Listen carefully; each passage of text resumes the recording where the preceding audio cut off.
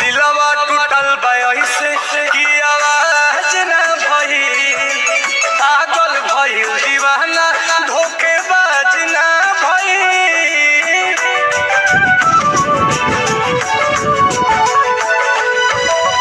हंसे ले ऐसे जैसे ओकरा लाज ना भई लागत कि हु प्यार के मोहताज ना भई कहाँ के हुआ गवा समैया के घड़ी से कहाँ के हुआ गवा समैया के घड़ी से हमारा से ऐसे जुदा हो गइल जैसे होला दिसंबर जनवरी से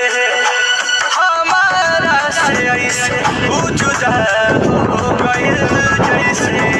होला दिसंबर जनवरी